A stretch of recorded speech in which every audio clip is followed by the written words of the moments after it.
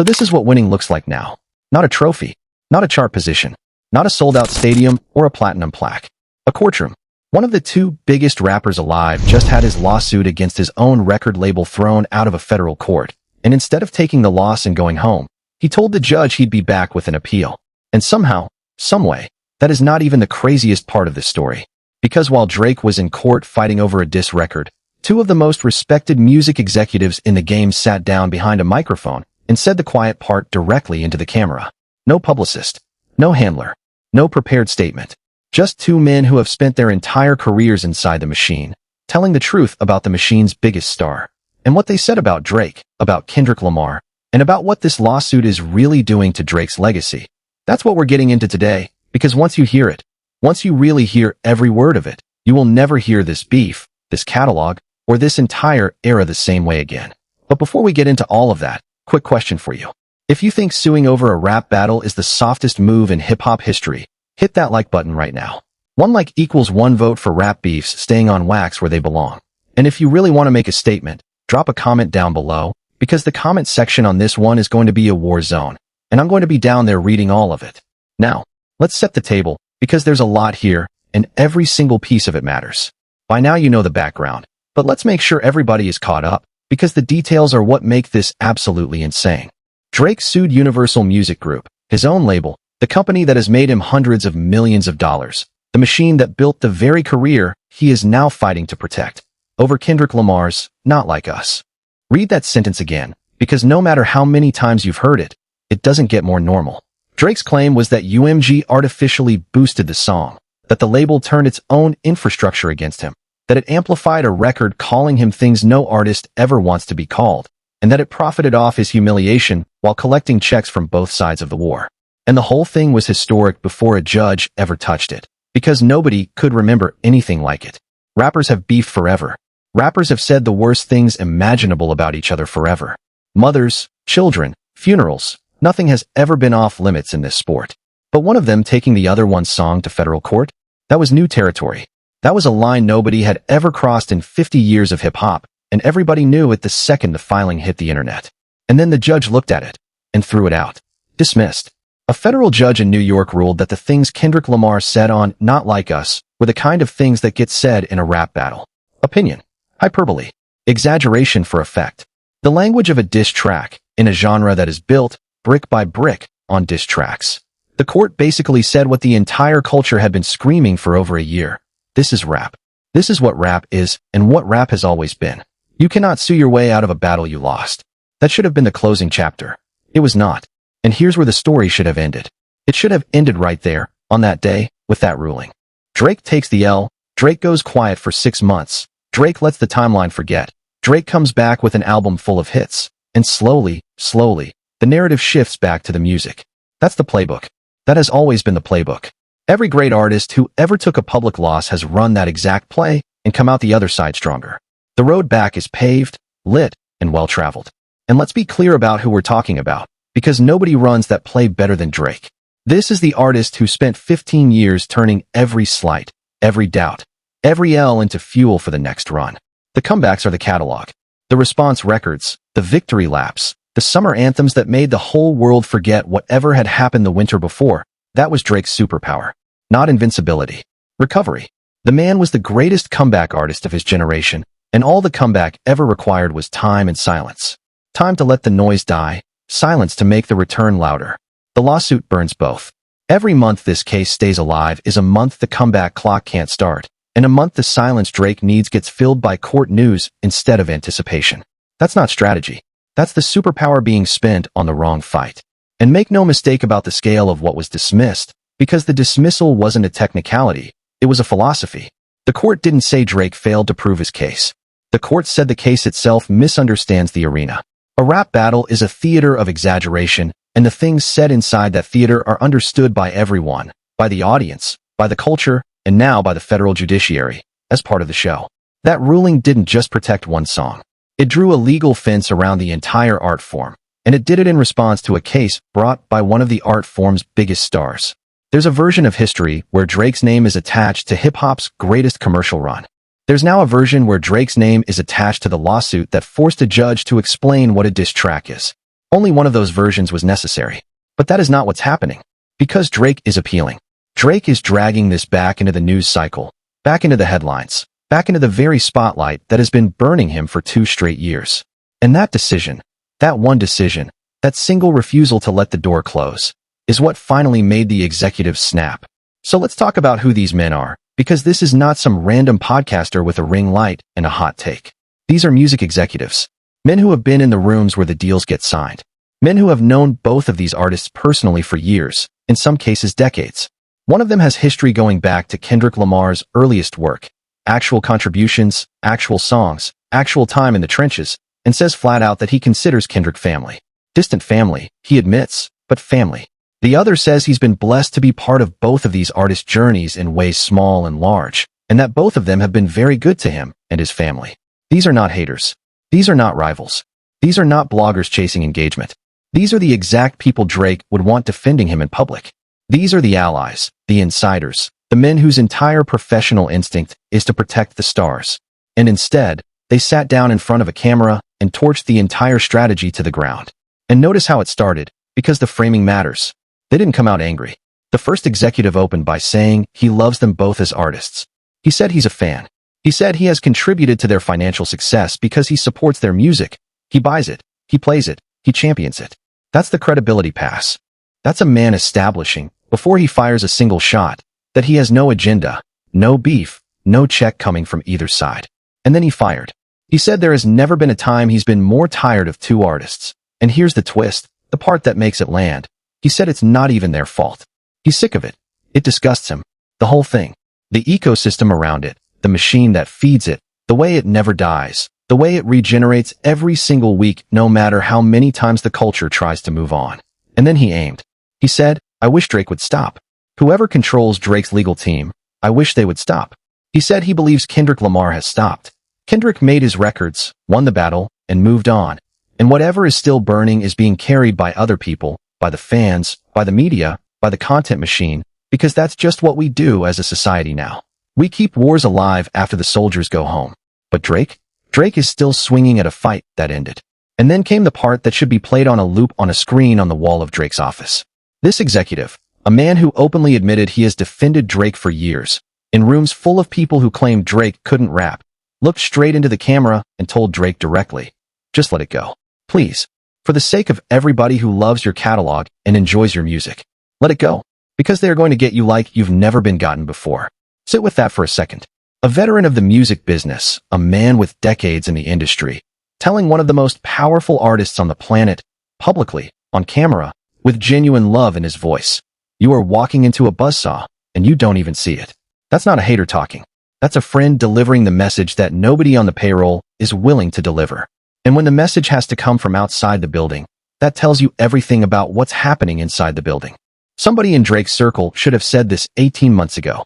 The fact that it took 2 executives on a podcast to say it out loud is its own indictment. And it gets worse. Because then he said the thing that exposes what this lawsuit has actually accomplished, not legally, culturally. He said Drake has managed to turn Universal Music into a hero. A hero. Think about how impossible that should be. The major label is the villain in every music story ever told. The machine everyone hates. The suits who steal from the artists, who lock teenagers into terrible contracts, who have been the bad guys in every documentary ever made about this business. The executive compared it to the NCAA, the organization nobody defends at Thanksgiving dinner. And yet Drake's lawsuit has rappers, fans, and executives all lining up to defend a billion-dollar corporation because Drake positioned himself as the guy suing over a diss record. That is a magic trick nobody wanted to see. You have to work very hard to make the record label the sympathetic character in a music story, and this lawsuit did it in one filing. One filing. And suddenly the internet is full of people explaining why the megacorporation has a point. Nobody has ever achieved that before. Nobody. And then the executive got to the part that stings the most, because it's about privacy, or what's left of it. He said it plainly, I don't want to know. I don't want to know what Drake's team asked for. I don't want to know about the filings, the discovery demands, the requests for contracts, for emails, for documents so personal they should have never seen daylight. That stuff was supposed to stay in a courtroom, sealed in folders, argued over by lawyers in expensive shoes. Instead it became content, and now every embarrassing detail of this fight is public record, quoted on blogs, debated on timelines, clipped into videos, memed into eternity.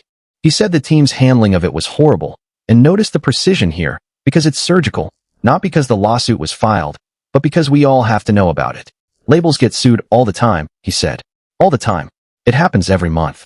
Artists sue labels, labels sue artists, and it all happens quietly, privately, settled in rooms nobody writes about. So why do we know any of this? Why does the whole world have a front row seat? Who decided that this fight needed an audience? And the audience dimension is the part that keeps getting skipped, so let's not skip it. The moment this case became public, it stopped being a legal matter and became a television show. Every filing got the red carpet treatment. Law students who had never listened to a full rap album were suddenly explaining discovery motions on camera. Reaction channels built entire upload schedules around court dates. And here's the dark joke underneath all of it. The lawsuit was filed, in part, because Drake felt a record had been amplified against him. And the lawsuit itself became the single biggest amplification engine in the history of that record. Every headline about the case retaught the world the words of the song. You cannot buy that kind of promotion. UMG's lawyers must send thank you cards. And this is where the second executive jumped in, and where the conversation turned from frustrated to genuinely cold. Because he agreed, two industry veterans agreeing completely, which one of them joked almost never happens, they couldn't even agree without teasing each other about it first, and then he went somewhere deeper and darker. He said we're in a place in music where most of the artists who are hot aren't great. That's the landscape right now. And he said it with the exhaustion of a man who has to listen to all of it. And now we have two artists who are great. Two genuine, once-in-a-generation talents at the top of the game at the same time. The thing every era prays for. The alignment this culture should be celebrating every single day. And they're more concerned with stuff he couldn't care less about. He said he wanted to be interested in this lawsuit, because honestly there isn't much in music right now worth being interested in. And he still couldn't do it. Even with the bar that low, even desperate for a story worth caring about, he couldn't make himself care about this one. He said he's past it. He said he actively tries not to see what either of them is doing anymore. He has to be caught up on it, like it's homework, like it's a chore. Think about what that means. Two of the biggest names in the world, in the middle of the most famous feud in modern music, with the entire internet treating every development like a championship game, and a man whose entire career, whose entire life, is music, is forcing himself to look away. That's not boredom. That's a market signal.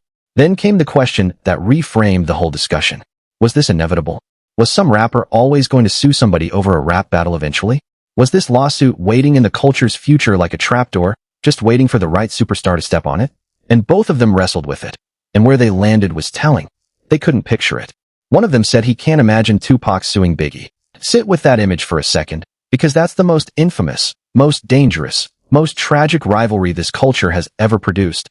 A coastal war that consumed everything it touched, that ended in the worst way anything can end, that we still talk about 30 years later with genuine grief, and nobody's lawyers ever got a phone call. The thought doesn't even compute. He said he can't picture 50 Cent suing Game either.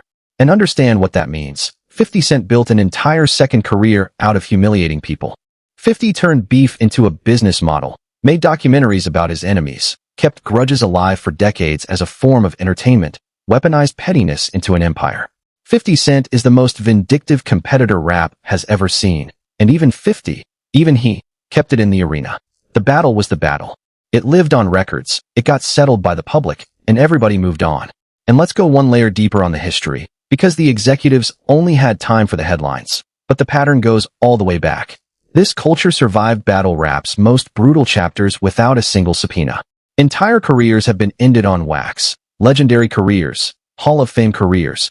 And the losers absorbed it, regrouped, and answered with music or silence. That was the social contract. The contract said, anything can be said, because everything is answered in the same currency it was issued in. Bars for bars. Records for records. The moment you introduce a judge into that equation, you don't just break the contract for yourself. You break it for everyone who comes after you. Every rapper battling from now on has to wonder whether the person on the other side of the booth is also on the phone with a law firm. That's the tax this lawsuit put on the entire art form, and it's a tax nobody voted for. And one more thing about the hypocrisy ledger, because the executives circled it without landing on it. The same culture that spent years celebrating the most ruthless competitive instincts in this genre, the subliminals, the sneak disses, the frozen smiles at award shows, is now being asked to treat competition itself as an injury. You cannot spend a decade marketing yourself as the apex predator of the charts, and then file paperwork when another apex predator bites back. The throne Drake built was built on the idea that rap is a contact sport. The lawsuit only makes sense if it isn't. What these two executives were describing, without ever using the word, is a culture that changed underneath these two artists. One of them basically said the industry has gotten softer, and in the social media era, everything is amplified past all recognition. So maybe it was always headed here. Maybe some superstar was always going to be the first to turn a rap beef into a court filing. The outrage machine needed its test case. Every insult is a headline now. Every bar is a think piece. Every win and loss is litigated by millions of strangers in real time, forever, with no off switch. In that environment, maybe the lawsuit was inevitable. Maybe somebody was always going to be the one. It just happened to be Drake. And that is now permanently attached to Drake's name, not in a verse, not in a headline that fades by Friday, in a legal database, forever. Future generations won't just read about the battle. They'll read about the paperwork. But the most devastating moment of the whole conversation wasn't about the lawsuit at all. It was about the music. The first executive explained why this entire saga genuinely hurts him. And it's not gossip, it's grief. He said he's been a crusader for Drake's music. His word, crusader. When Kendrick Lamar once said that famous line about liking Drake with the melodies, this executive said, "I'm the guy who actually likes the melodies." When rooms full of people said Drake can't rap, he's the one who stood up and said, "No, you're wrong. Drake can spit." He has spent years, real credibility, defending Drake's talent against the culture's loudest doubters. And his reward for all that defending is watching Drake sue a record label over a diss record that, in his words, Drake brought on himself. Because, and this is the part nobody in Drake's camp wants to say out loud, Drake dared Kendrick Lamar to do it. Drake was the one saying drop. Come outside. Do something. Where's the response? Drake poked the bear on record, in front of the whole world, confident the bear was bluffing. And Kendrick Lamar did it. Kendrick did exactly what Drake challenged him to do. Did it bigger than anyone on earth imagined, won a Grammy with it, performed it at the Super Bowl with 100 million people watching, watched it echo across stadiums and protests and playgrounds on every continent on the planet. And Drake's response to all of it was a lawsuit. The challenge was issued, the challenge was met, the challenge was answered beyond anyone's imagination, and the challenger called his lawyer. You don't have to hate Drake to see how that looks. You just have to be honest. And the scale of what Kendrick's answer became still doesn't get discussed with the awe it deserves. A diss record, became a stadium chant. It crossed languages. It crossed oceans. It got performed on the biggest stage in American entertainment while the man it was about watched the same broadcast as everyone else. That wasn't just a battle win. That was a cultural event on the scale this genre has never produced before and may never produce again. And every court filing since then has done one thing and one thing only. Kept that event in the present tense. The executive said it makes him hear the catalog differently now. And that's the quote I can't shake. Music he's loved for over a decade doesn't feel the same anymore, because now he knows what was underneath it. He even compared it to an artist he once passed on signing whose success now makes him sick every time he hears the records.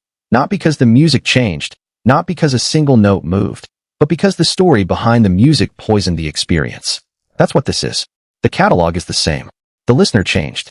And that is the one loss no court can reverse. You can appeal a dismissal. You cannot appeal the way a fan hears your songs. And understand the weight of that admission, because this is a man whose profession is music. His ears are his career.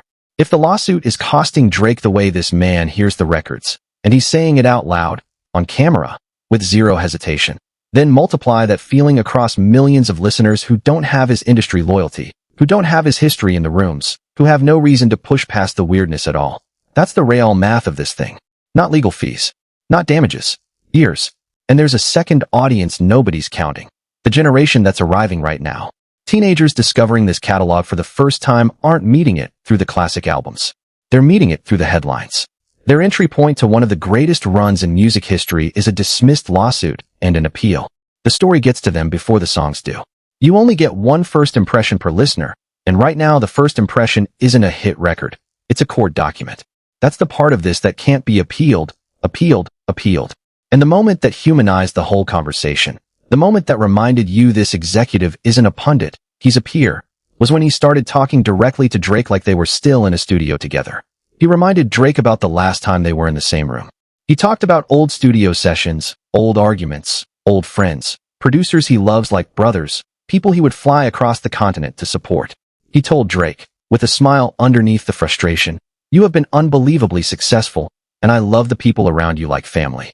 And then, with all of that warmth still in the air, he turned back to the camera and said it one more time. Please, for the sake of everybody who loves your catalog and enjoys your music, just let it go. That's not a takedown. That's an intervention. And interventions only happen when everybody else has given up on being heard. And understand how rare that candor actually is, because context is everything here. Executives do not talk like this. The first rule of that level of the business is you never say anything on camera that can cost you a relationship, a deal, or a check. These men have spent decades being diplomatic, being careful, being the adults in every room. For both of them to abandon that discipline at the same time, on the same topic, in the same conversation, that's not commentary. That's a distress signal from inside the industry itself. When the diplomats start speaking plainly, it means the situation stopped being manageable a long time ago. Now here's where I have to be honest with you, because this channel doesn't do one-sided pile-ons, and the second executive actually raised the fairest point in Drake's defense that exists anywhere on the internet. He said he understands why Drake is doing it. From a business standpoint, he gets it. And that's real, and it's worth taking seriously for a moment. So let's take it seriously. If Drake genuinely believes a corporation weaponized its infrastructure to amplify a record that damaged his brand, and brand, in Drake's case, is not a word on a slide deck, it's a billion-dollar ecosystem of deals, partnerships, endorsements, residencies, and image, then the lawsuit isn't emotional, it's strategic. It's a message to every label, every platform, every executive in every boardroom in the industry. There is a cost for turning the machine against me. On paper, that logic holds. Both executives granted it. Nobody in that conversation called Drake crazy for being angry. Nobody denied that the accusation, if true, would be a scandal. But then they both landed on the same devastating counterpoint, and it's the one that should end the debate forever. Even if the lawsuit makes sense, the publicity of it is a catastrophe. The first executive kept repeating it like a mantra. I don't want to know. I don't want to know what was requested in discovery. I don't want to know how deep this goes. Every new headline makes it worse, and every filing produces a new headline, and every headline produces 1,000 clips, and every clip produces 10,000 comments. And you can't seal a case like this. The second executive said it himself. Because you're talking about the biggest artist in the world suing the biggest label in the world over the biggest diss record ever made, a song that won a Grammy, a song that closed out a Super Bowl halftime show, a song that sparked celebrations on the other side of the planet. There is no universe where that stays quiet. There is no version of this where the paperwork stays private, which means the strategy, if there ever was one, was doomed from the filing date. The lawsuit couldn't win the culture even if it won in court, and now it has lost in court, and Drake is appealing anyway. And that's the heart of this entire story. This is no longer about Not Like Us. It hasn't been about Not Like Us for a long time. This is about what happens when one of the most competitive artists who ever lived cannot accept the scoreboard. Because the scoreboard has been read, out loud, in every arena that exists. The battle happened, and the public voted. The Grammy voters voted. The Super Bowl happened, and 100 million people watched. And a federal judge just voted too. Every single arena has delivered the same verdict, in the same direction, with no ambiguity. And Drake's answer to all of it is, appeal. One more round. One more filing. One more headline cycle where the first line of every article is the exact thing Drake wants the world to forget. That isn't strategy anymore. That's a loop. And loops don't end until somebody decides to step out of them. Meanwhile, and the contrast could not be louder, where is Kendrick Lamar? Silent. Working. Kendrick hasn't filed anything. Kendrick hasn't explained anything. Kendrick hasn't sat for a single interview to relitigate any of it. Kendrick let the music do every bit of the talking. And then Kendrick vanished back into the lab, the way Kendrick always does, and the streets are so starved for whatever Kendrick is building next that every whisper about a new album becomes headline news within hours. Insiders get asked about it on every platform. Every blurry studio photo gets dissected like scripture. Every producer who walks within 100 feet of Kendrick becomes a news story. That is what power looks like in 2026. Not court filings. Presence without availability. Drake is in the news every week asking a judge to relitigate a battle from another era, and Kendrick Lamar is nowhere, saying nothing, and somehow winning the week anyway. One executive said it, and it's the truest line in the entire conversation. I think Kendrick has stopped. Kendrick stopped. The war is over for Kendrick. It's only still burning on one side. And here's the part that should worry Drake's camp the most, because it isn't coming from haters or blogs or burner accounts. It's coming from the middle of the industry. When the executives, the dealers, the money people, The men who profit when both of these artists win start saying on camera that they're tired, that they're disgusted, that they're actively looking away. That's not a beef story anymore. That's a fatigue story. And fatigue is the one thing a superstar cannot survive, because fatigue doesn't argue with you. It just stops showing up. Nobody booed in that conversation. Nobody protested. Nobody even raised their voice. Two calm, reasonable, deeply connected men simply said, "We don't want to know anymore." That silence they're describing, that turning of the head, that slow glance at the phone, that is how eras actually end. Not with a diss track. With a shrug. So what happens next? Because this is the part nobody is pricing in. If the appeal moves forward, every page of it becomes content all over again. Every argument Drake's lawyers make will be screenshotted, quoted, and turned into a week's worth of commentary by channels like this one, by blogs, by the very machine Drake says he wants to escape. The appeal doesn't buy control. It buys another season of a show the audience is already tired of. And on the other side of that appeal sits a label with unlimited legal resources, unlimited patience, and, thanks to the way this has been handled, something close to public sympathy. Walk through the scenarios honestly, and there is no version where Drake comes out of this looking like the winner. Win the appeal, and you're the artist who spent years in court over a rap song. Lose the appeal, and you've now lost twice, in writing, forever. The only winning move was the one the executives begged for on camera. Let it go, and let the music do what the music has always done for him. And the cruel irony underneath all of it is that the music was already doing it. The hits were still hitting. The tours were still selling. The fan base never actually left. They were just waiting for permission to enjoy the catalog again without the noise attached. Every artist in history has needed exactly one thing to survive a public loss: the next great record. That door is still open. It has been open the entire time. The only thing standing in that doorway is a stack of legal filings. And if you're wondering why this conversation hit the internet like a lightning bolt when 1,000 other podcast clips die quietly every day, it's because of who was saying it. Fans argue. That's what fans do. That's the fuel of the whole ecosystem. But when the architects start arguing, when the men who built the scaffolding start saying the building is tilting, the argument stops being gossip and starts being a diagnosis. That's why this clip traveled. Not because it was harsh. Because it was sad. Two men who love this music, mourning what the music has been buried under. So here's where this all lands. Drake has done a lot for music. The executive said it to the camera, and it's true, and nobody serious denies it. 2 decades of hits. A catalog that soundtracked a generation's parties, heartbreaks, road trips, and summers. That legacy was supposed to be untouchable. And right now, the single biggest threat to Drake's legacy isn't Kendrick Lamar. It's the refusal to let a lost battle stay lost.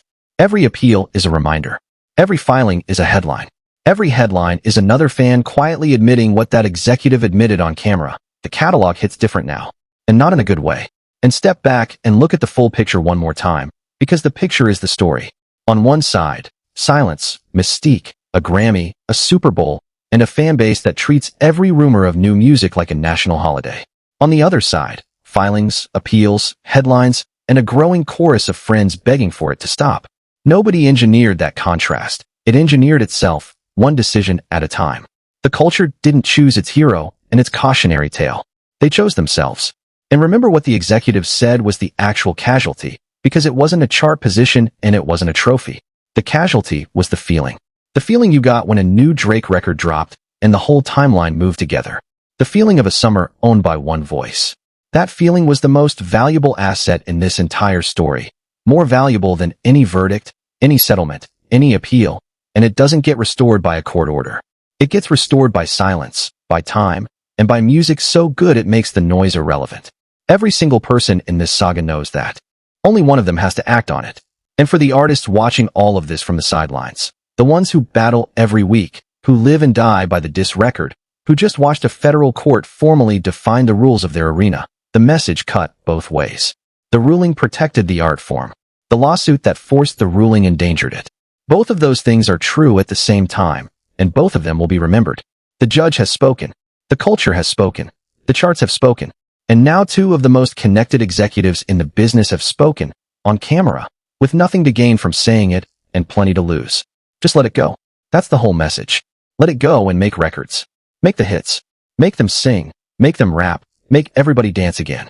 Bury the rest of it in a casket next to everything else that belongs in the dirt. Their words, not mine, and honestly, there's no better advice Drake will get this year from anyone at any price. The only question left is whether anyone in that building is brave enough to deliver it. Now I need to hear from you, because this one splits the room every single time. Whose side are you on here? The executives telling Drake to walk away, or Drake for refusing to let anyone tell him how to fight his battles? Does this lawsuit change how you hear Drake's catalog, the way it changed it for the people in that conversation? And the big one, if the appeal goes forward and this drags into another year of headlines, who does that hurt more? Drake, Kendrick Lamar, or hip-hop itself? Drop everything in the comments. I read them all, and the best takes are getting pinned. And if you made it this far, you already know what to do. Like, subscribe, and turn on notifications, because this story is nowhere near over. The appeal is coming, and when those filings drop, we'll be right here breaking down every page of it. And while we wait on that, you need to see what's happening with Kendrick Lamar's next album, because the reports coming out about what Kendrick is building right now make everything we talked about today look like a warm-up act. That video is on your screen right now. Trust me, you want to know about this one before everybody else does. I'll see you there.